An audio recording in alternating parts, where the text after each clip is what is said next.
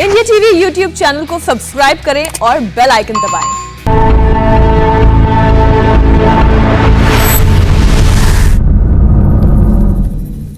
नमस्कार, मैं हुसैन रिजवी। कोरोना के खिलाफ रामबाण मानी जाने वाली डीआरडीओ की 2DG दवा अगले हफ्ते तक मरीजों को मिलने लगेगी। देश में विकसित कोरोना की यह दवा कोविड से लड़ाई में गेम चेंजर साबित हो सकती है। ये दवा कहां मिलेगी, कैसे मिलेगी, किसको मिलेगी, ऐसे बहुत से सवाल आपके जहन में हैं, आपके मन में हैं, और हर एक सवाल का जवाब देने के लिए हमारे साथ जुड़ गए हैं वो 3 डॉक्टर जिन्होंने डीआरडीओ की 2DG दवा का ट्रायल किया है, उसके रिसर्च में वो शामिल रहे। डॉक्टर अपूर्व अग्रवाल, डॉक्टर दिनेश सिंह और डॉक्टर पुरुषोत्तम कोराड़िया आज आपके सामने डीआरडीओ की इस दवा से जुड़े हर एक सवाल का जवाब देंगे। डॉक्टर, डीआरडीओ की 2DG का जो दवा है, इसका ट्रायल करने वाले डॉक्टर से हम बात करें उससे पहले एक बड़ी खबर आपको बता दें। 2DG दवा सोमवार से मरीजों को मिलने लगेगी। 10,000 डोज की पहली खेप रक्षा मंत्री राजनाथ सिंह लॉन्च करेंगे, यह जानकारी डीआरडीओ के अधिकारियों ने दी है। 2DG दवा के तेज प्रोडक्शन के इंतजाम किए जा रहे हैं ताकि ज्यादा से ज्यादा प्रोडक्शन किया जा सके। 3 फेज के क्लिनिकल ट्रायल के बाद 2DG दवा के इस्तेमाल को मंजूरी दी गई है। कोरोना के खिलाफ जंग में देश को मिला है नया हथियार और इसे तैयार किया है डीआरडीओ ने। वही डीआरडीओ जिसकी पहचान अंतरिक्ष में भारत का परचम लहराने की है, लेकिन अब कोरोना से दो हाथ करने में भी डीआरडीओ आगे आया है। डीआरडीओ के मुताबिक ये दवा कोरोना मरीजों को रिकवर होने में और ऑक्सीजन पर उनकी निर्भरता को कम करती है। यानी इसे लेने के बाद मरीज कोरोना वायरस से जीतने में कम समय ले रहे हैं, जल्दी सही हो रहे हैं। दूसरी तरफ उन्हें ऑक्सीजन की भी कम जरूरत पड़ रही है। जिन मरीजों को 2DG दवा दी गई, उनमें से अधिकतर का RT-PCR टेस्ट जल्दी निगेटिव आया है। सरकार के मुताबिक 2DG दवा एक पाउच में पाउडर की फॉर्म में आती है, जिसे पानी में घोलकर आसानी से पिया जा सकता है। ये वायरस से प्रभावित सेल्स में जाकर जम जाती है और वायरस और सिंथेसिस और एनर्जी प्रोडक्शन को रोककर वायरस को बढ़ने से रोकती है। ये दवा अस्पतालों में इसी सोमवार से दी जाएगी। डॉक्टर अपूर्व, आपसे शुरुआत कर लेते हैं। क्या 2DG दवा से कोरोना का असर जो है वो खत्म हो जाएगा? जी रिजवी साहब, जैसा आप बोल रहे हैं और जैसा अभी न्यूज में आप लोगों ने दिखाया है, जो हम लोगों ने फेज 2 ट्रायल्स करे थे उसमें जो हम लोगों ने देखा वो ये कि इससे जो RT-PCR जो मरीजों का हो रहा है 7वें दिन 6ठे दिन, वो जल्दी नेगेटिव हो पा रहे हैं। सबसे पहली चीज। दूसरी चीज, उनके जो सीरियल एक्सरेज जो हम लोग कराते थे स्टडी में, वो एक्सरेज में इंप्रूवमेंट मिल रही थी और साथ में जो उनके ब्लड टेस्ट पैरामीटर्स थे उनमें खास इंप्रूवमेंट हो रहा था और साथ में जो ऑक्सीजन का लेवल था वो मरीजों का बेहतर हो रहा था। तो अमूमन 3 से 4 दिन के अंदर उनकी ऑक्सीजन की रिक्वायरमेंट काफी कम हो रही थी, जिसकी वजह से मरीजों को काफी राहत की सांस लेने में महसूस हो रहे थे। ठीक है डॉक्टर दिनेश, मेडिकल टर्मिनोलॉजी में एक लफ्ज है ऑक्सीजन हंगर। तो क्या 2DG जो मेडिसिन है, जो दवा है, इसके आ जाने से, इसके मिल जाने से जो मरीज की ऑक्सीजन पर निर्भरता है, उसकी जो जरूरत है, वो एक तरह से खत्म होगी या उसे कम कर दिया जाएगा? इसके लिए बेसिकली हमें समझना जरूरी है कि 2DG कैसे काम करती है। 2DG एक तरह का आर्टिफिशियल ग्लूकोज है और ये जाकर के जो वायरस है और जो सेल है जिसमें वायरस मल्टीप्लाई कर रहा है उसमें उसको ब्लॉक कर देती है।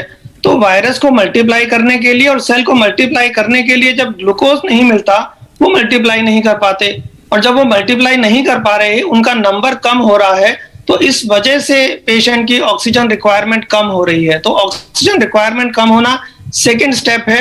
फर्स्ट स्टेप है इसका एंटीवायरस इफेक्ट और एंटी इंफ्लेमेटरी इफेक्ट। तो डॉक्टर पुरुषोत्तम, जरा आप ये भी समझा दीजिए हमारे दर्शकों को कि ये 2DG दवा जो है ये कैसे काम करती है। डॉक्टर पुरुषोत्तम, आप हमें सुन पा रहे?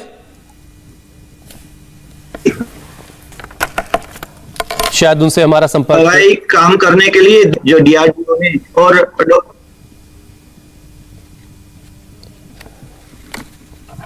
डॉक्टर पुरुषोत्तम, आपकी आवाज हम तक नहीं आ रही। डॉक्टर अपूर्व, आप बताएं कि ये मेडिसिन कैसे काम करती है, इसका प्रोसेस जरा अगर आप समझा पाए।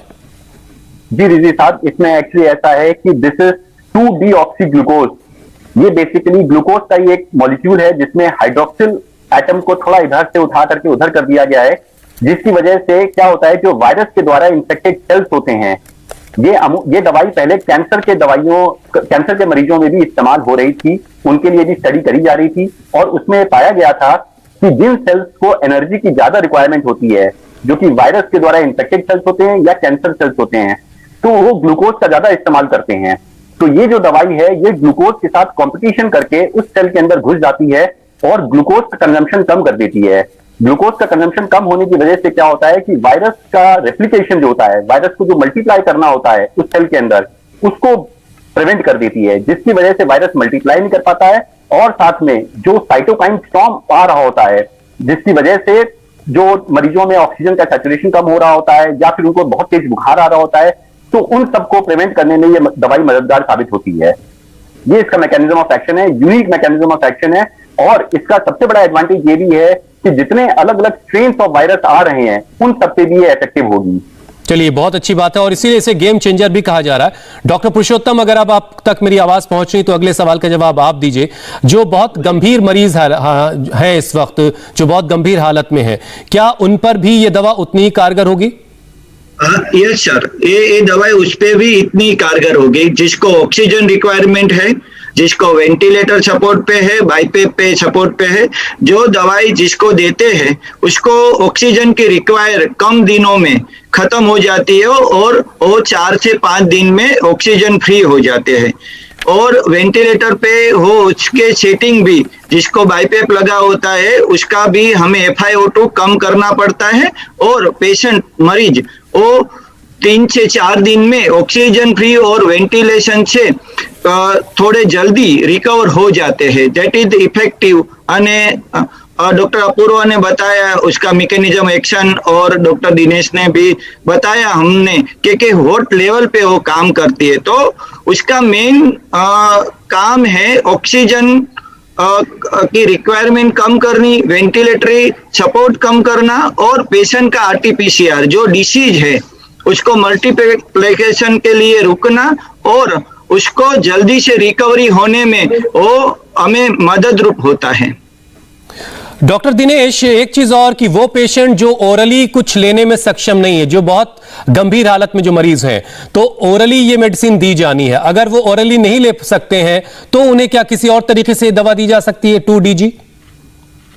हाँ, बेसिकली जो पेशेंट ऐसी हालत में होते हैं उन्हें हम लोग एक फीडिंग ट्यूब या राइस ट्यूब कहते हैं, उसके ऊपर होते हैं वो पेशेंट। तो इस मेडिसिन ये ग्लूकोज पाउडर जैसी होती है, इसको एक नॉर्मल पानी में, पीने के पानी में घोल करके और राइस ट्यूब के जरिए हम लोग दे सकते हैं। और बेसिक क्राइटेरिया सिर्फ इतना है कि कुछ भी खाना पीना देने से तकरीबन 20 से 30 मिनट पहले हमको ये मेडिसिन हमको देनी होती है, और ओरली ही देनी है, ये भी बिल्कुल तय है, इसमें कोई चेंज नहीं हो सकता। ठीक है, इसमें कोई नहीं है, ओरली ही दे सकते हैं। ठीक है। डॉक्टर अपूर्व, जब ये ट्रायल कर रहे थे आप लोग, तो आप लोगों ने किस एज ग्रुप के लोगों को ज्यादा इसके ट्रायल में शामिल किया, और क्या क्या ऐसी बातें आपके सामने आई जिस पर ज्यादा सावधानी बरतने की जरूरत आप लोगों को लगी? जी, देखिए, ऐसा है कि ये जो ट्रायल था ये हम लोग के लिए स्पेसिफाइड था कि इसका प्रोटोकॉल जो है कि 18 साल से ज्यादा उम्र के लोगों को ही ये दवाई देनी है। बच्चों में और प्रेग्नेंट लेडीज में ये ट्रायल नहीं करा गया है, तो इसलिए अभी ये बच्चों के ऊपर इफेक्ट क्या रहेगा इसका ये हम लोग से कहना मुश्किल है। बट 18 साल के ऊपर हर उस मरीज को हम लोग ये दवाई दे सकते हैं, पहली बात। और जो दूसरा आपका सवाल था इसी से कंसर्न कि क्या दिक्कतें सामने आई, तो दिक्कतें ये ऐसी सामने आई इसमें कि क्योंकि ये कैंसर की दवाई है, तो लोगों को समझाना पहले कि क्यों हम लोग ये ट्रायल कर रहे हैं और इस दवाई से क्या फायदा होगा, तो ये एक खास हम लोग को समझाने के लिए उनके लिए थोड़ा सा मुश्किल आई। और दूसरी अहम बात इसमें यह है कि इसके ज्यादा कोई साइड इफेक्ट नहीं है इस दवाई के। एक माइनर साइड इफेक्ट है जो ईसीजी में हम लोग देखते हैं कि QT इंटरवल का प्रोलॉन्गेशन होता है इसमें, इसलिए जो कार्डियक मरीज हैं, जो हृदय रोग से संबंधित मरीज हैं, उनको ये दवाई अपने कार्डियोलॉजिस्ट की सलाह के बाद ही ये दवाई लेनी चाहिए। बस यही एक स्पेशल दिक्कत इस दवाई के साथ है, बाकी और कोई साइड इफेक्ट खास इस दवाई के नहीं है। डॉक्टर पुरुषोत्तम, सिर्फ जो हार्ट के पेशेंट हैं उनको ही इसमें थोड़ा एहतियात बरतना, या कोई और भी चीज है जो आप बताना चाहेंगे हमारे दर्शकों, क्योंकि आप भी इसके ट्रायल में शामिल रहे? हम जो हार्ट के मरीज होते हैं और नहीं भी होते, सभी का रोज हम ईसीजी निकालते हैं।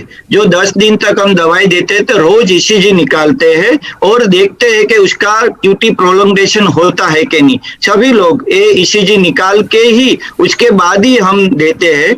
और किसी को भी जरा भी डाउट हो और दूसरी कोई मेडिसिन ऐसी नहीं होनी चाहिए कि जो क्यूटी प्रोलोंगेशन करे, जिसकी साइड इफेक्ट क्यूटी प्रोलोंगेशन की होती है, वो भी हम ध्यान रखते हैं सर। डॉक्टर दिनेश, हालांकि डॉक्टर अपूर्व ये बता चुके हैं कि 18 साल से ऊपर के लोगों पर आप लोगों ने इस मेडिसिन का ट्रायल किया है, बच्चों में ये दवा नहीं दी जा सकती, लेकिन क्या आने वाले वक्त में डीआरडीओ इसकी कोई तैयारी कर रहा है? क्योंकि थर्ड वेव को लेकर के जो बातें हो रही हैं उसमें कहा यह जा रहा है कि बच्चे थर्ड वेव में कोरोना के ज्यादा निशाने पर होंगे। इसके बारे में डिस्कशन चल रहा है। एक्चुअली कोई भी ट्रायल्स जब भी की जाती हैं तो यूजुअली 18+ अडल्ट एज ग्रुप में ही की जाती हैं, तो इसलिए इस एज ग्रुप में किया गया था। बट बच्चों के लिए भी डिस्कशन चल रहा है, आगे डिसाइड होगा कि क्या होगा। मैं इसके बारे में और एक बात कहना चाहूंगा कि मैं इस दवाई के साथ में, जैसे अभी जो है वो डॉक्टर अपूर्व ने कहा कि कैंसर में भी यूज करते हैं, तो मैंने एक ट्रायल किया था इस पेशेंट में, मोर देन 100 पेशेंट्स में यूज किया था मैंने, ब्रेन ट्यूमर के पेशेंट में, और मैंने ये पाया था कि बहुत सेफ मेडिसिन है और किसी भी पेशेंट में कोई भी खास साइड इफेक्ट नहीं हुआ था। और उस टाइम जो मैंने डोज, जो इसकी मात्रा इस्तेमाल की थी, वो मात्रा ज्यादा थी, और अब इसमें जो मात्रा दे रहे हैं वो उसके मुकाबले बहुत कम है, तो ये इसका सेफ्टी प्रोफाइल और भी बेहतर हो जाता है इसमें इस्तेमाल के लिए। डॉक्टर अपूर्व, एक चीज और समझाइए कि जो लोग पॉजिटिव हुए कोरोना से फिर नेगेटिव हो गए और वो हार्ट पेशेंट हैं और ब्लड को थिन करने वाली मेडिसिन को यूज करते हैं, तो उनके लिए क्या ये जो दवा है उतनी ही कारगर होगी? जी बिल्कुल, ये दवा उतनी ही कारगर होगी जो पेशेंट ऑलरेडी ब्लड थिनर्स के भी हैं, और इनफैक्ट खासकर आजकल जो ये कोविड चल रहा है इसमें ब्लड थिनर्स हम लोग साथ में प्रेस्क्राइब करते हैं, क्योंकि इसमें कोविड में हम लोग देख रहे हैं कि उनका ब्लड की क्लॉटिंग की संभावना ज्यादा हो जाती है, तो इसलिए ब्लड थिनर्स देना तो इसमें बहुत ही एसेंशियल चीज है।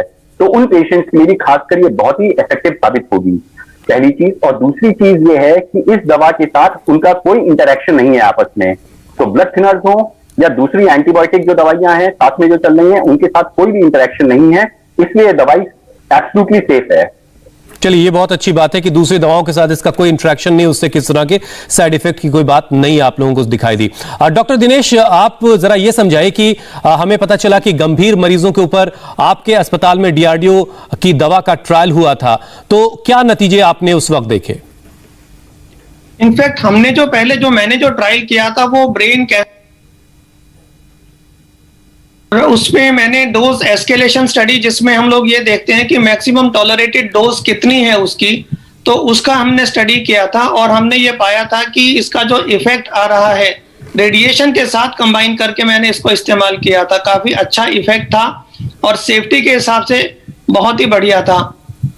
उस पे हम लोगों ने 250 से 300 मिलीग्राम पर किलोग्राम तक इस्तेमाल की थी, और अब जो डोज प्रिस्क्राइब्ड है वो तो केवल 45 मिलीग्राम पर किलोग्राम प्रिस्क्राइब्ड है।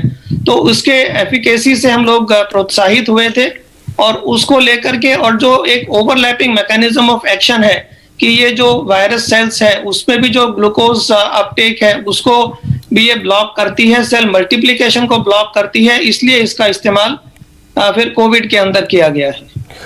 डॉक्टर पुरुषोत्तम, सूरत में डीआरडीओ की दवा का जिन मरीजों पर ट्रायल हुआ था उस पर कितने दिनों के बाद आपने इस 2DG दवा का असर देखा? कितने दिन लगे आपको ये समझने में कि हाँ ये दवा काम कर रही है? इसमें क्या होता है ना, सभी पेशेंट को, जो पेशेंट होते हैं ना, सभी को एक रेंज में काम करने का होता है। 4 से 6 दिन, 4 to 6 दिन में ये दवाई का असर हमको मिला है। जिसको भी ऑक्सीजन शुरू है उसको 4 से 6 दिन में ऑक्सीजन की रिक्वायरमेंट कम हो गई, और जो एक वेंटिलेटर पे था उसको भी 6 दिन ने हमारे को उसमें जो वेंटिलेटरी सपोर्ट का धीरे धीरे से हम कम करने का शुरू कर दिए। हमने जितने पेशेंट में ये दवाई दी है उसका रिजल्ट हमें अच्छा मिला है, जिसको हम एफिशिएंसी बोलते हैं। एफिशिएंसी और 2 चीज देखते हैं हम कोई भी ट्रायल करते हैं, उसमें एक एफिशिएंसी और उसकी साइड इफेक्ट। तो एफिशिएंसी उसकी अच्छी है। और अपूर्व भाई और सर ने हमको बताया उसकी कोई मेजर साइड इफेक्ट नहीं है, कोई भी हमारे को ऐसी कोई मेजर साइड इफेक्ट नहीं मिली, तो एक बहुत अच्छी साइन है सर। डॉक्टर अपूर्व, हमने ड्यूरिंग कोविड और आफ्टर कोविड कोविड के बहुत साइड इफेक्ट्स देखे, उसमें एक म्यूकोर माइकोसिस जैसी चीज है जो जिसे ब्लैक फंगस कह रहे हैं। क्या इस 2DG मेडिसिन के इस्तेमाल के बाद जो आफ्टर इफेक्ट्स या ड्यूरिंग कोविड जो इफेक्ट्स दिखाई दे रहे हैं जो बहुत ही खतरनाक है, ब्लैक फंगस जैसा जो एक प्रॉब्लम है, क्या ये सारी प्रॉब्लम भी दूर हो सकती है या दूर हो जाएगी, इसका शिकार पेशेंट नहीं होगा आने वाले वक्त में? देखिए, ये दवाई इस म्यूकोर माइकोसिस से कोई इफेक्ट नहीं डालेगी। हाँ, ये जरूर मैं कहूंगा कि जो पेशेंट्स को हम लोग स्टेरॉइड यूज कर रहे हैं जिसकी वजह से म्यूकोर माइकोसिस हो रहा है, अगर हमारा स्टेरॉइड का कंजम्पशन कम हो जाता है तो डेफिनेटली म्यूकोर माइकोसिस भी कम होगी, पहली चीज। दूसरी चीज ये है कि चूंकि बॉडी की इम्यूनिटी कम हो रही है और साथ में जो डायबिटिक पेशेंट्स हैं उनमें ब्लैक फंगस या म्यूकोर माइकोसिस होने की संभावना ज्यादा है। तो अगर दवाई हमारी कारगर सिद्ध हो रही है तो ऑब्वियस सी बात है कि स्टेरॉइड का रिक्वायरमेंट हमारा कम होगा। और ये दवाई हमारी स्टैंड अलोन थेरेपी नहीं है, ये केवल अकेली दवाई केवल कोविड के मरीजों में नहीं दी जाएगी। जो स्टैंडर्ड ऑफ केयर अभी चल रहा है, जो अब बाकी दवाइयां चल रही हैं, उसके साथ मिला करके दवाई दी जाएगी तो ये ज्यादा इफेक्टिव होगी। आगे आने वाली जो हम लोग लार्ज नंबर ऑफ पेशेंट्स में इसको स्टडी करेंगे तब हम लोग को मालूम पड़ेगा कि क्या ये दवाई अकेली भी काम कर सकती है। अगर ये दवाई अकेली भी काम कर सकती है तो I can bet for sure कि म्यूकोर माइकोसिस का इंसिडेंस बहुत कम हो जाएगा, क्योंकि म्यूकोर माइकोसिस जैसे मैंने पहले बताया स्टेरॉइड का इस्तेमाल कम होगा तो उसके चांसेस भी घटेंगे। डॉक्टर दिनेश, एक चीज और कि वैक्सीन भी गर्भवती महिलाएं नहीं ले सकती हैं और वहां पे उसके प्रोटोकॉल में वो शामिल नहीं है। क्या ये 2DG मेडिसिन है, क्या ये गर्भवती महिलाओं को दी जा पाएगी?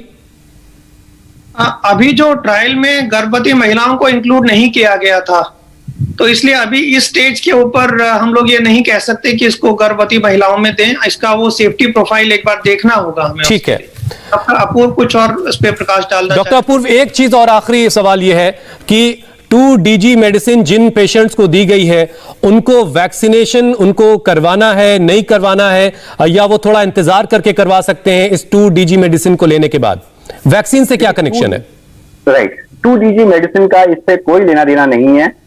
2DG मेडिसिन जो है ये हमारे वायरस को इफेक्टिवली किल कर रही है, बट एक बार वायरस का इन्फेक्शन हुआ है तो बॉडी में इम्यूनिटी डेवलप होगी। अब एक बार इम्यूनिटी डेवलप होगी तो 90 डेज के बाद कोई भी आदमी वैक्सीनेट अपने आप को करा सकता है, एक बार इन्फेक्शन होने के बाद। ठीक है, इसका वैक्सीनेशन से कोई लेना देना नहीं है।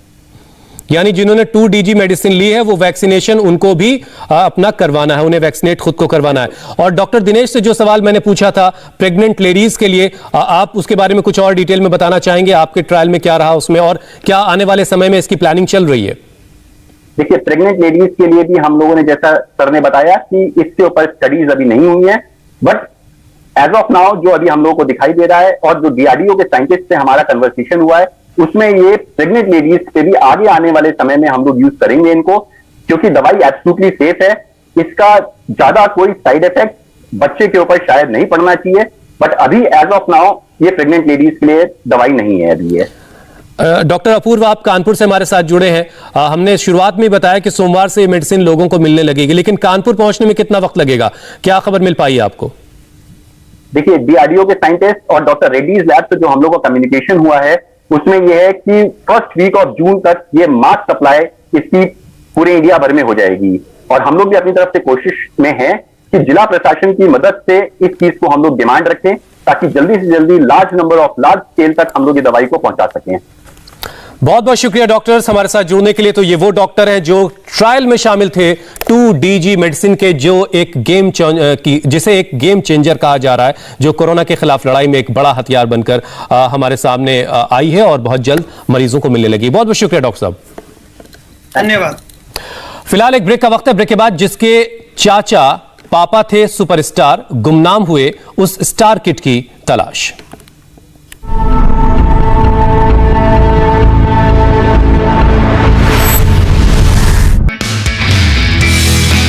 नमस्ते, मैं हूं मीनाक्षी जोशी। वीडियो और खबरों से अपडेट रहने के लिए India TV YouTube channel subscribe करें, बेल आइकन दबाना ना भूलें। जुड़े रहें इंडिया टीवी के साथ।